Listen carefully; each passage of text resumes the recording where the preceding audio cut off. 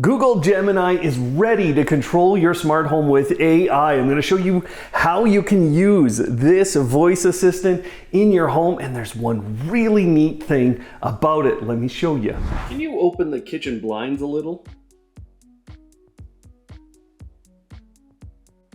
Kitchen blinds opened a little. I need to cook. Can you make the lights nice and bright in the kitchen?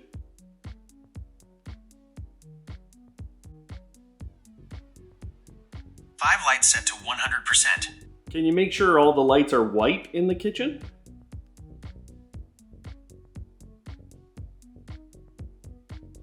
Five lights set to white.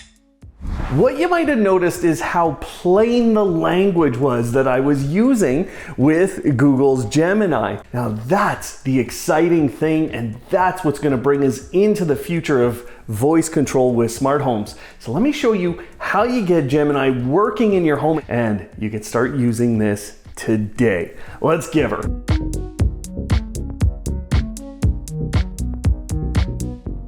This isn't a tough setup process, but it is a little bit different on iPhones versus Androids. Now I'll be showing it on Android today, but I've left a link down below in the description to a support site from Google that'll help you get it set up on your iPhones, because it's just a little different. To get set up, you gotta download the Gemini app onto your phone.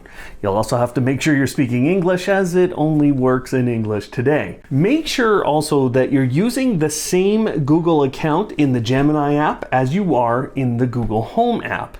I didn't test this, but I'm gonna assume that you need to be the owner of the home in the Google Home app as well. Now, when I went into Gemini's app, I was posed this question as to whether I wanted to switch over from the Google Assistant. If you haven't already switched over, it's probably time, and I'm pretty sure you need to do this in order for this to work, but please let me know in the comments if you haven't switched over and it is still working for you. Once you're in the Gemini app, ask to control some of your lights. And now, because Google has enabled this, you'll be asked if you want to connect to Google Home using what's called an extension. Extensions are how Gemini is being built to connect to other services. Today you can manage some of this on the Gemini website, but things like Google Home are not showing there yet. But you can connect like Google Docs, YouTube Music, plus a few other Google related services. If you're finding things aren't working, or you are asked to turn on what is called Gemini Apps activity during this process,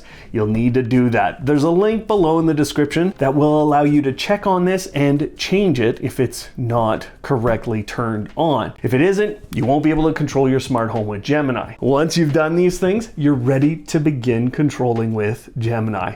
It is actually that easy. Now, Google is pretty clear that you can't control everything with Gemini, but the list of things that you can control, it's pretty comprehensive. And you saw earlier in the video how it's natural language that you can use to control your home. Now, while there are some things you can't do today, the list will change over time. I'm sure Google's gonna add features here. So feel free to ask me down in the comments what is working today and what isn't if you're looking for something specific. But I'd also love to hear what you're gonna do with this natural language ability to control your smart home. If you're wondering about Google's smart speakers and smart displays, I get it, I'm waiting for that too. But every once in a while now, when I ask the Google Assistant a question, I get Gemini, and you will too, especially once you enable this on your phone, you make that connection with Gemini, you're gonna start seeing this show up. Make sure also in the Google Home app that you're a part of the preview program, and you'll get all that. Otherwise, if you're interested in brand new features like this, check out the video that's up on screen now. That will show you all the best smart home products coming in 2025. Otherwise, thanks for watching today, and of course, live smart.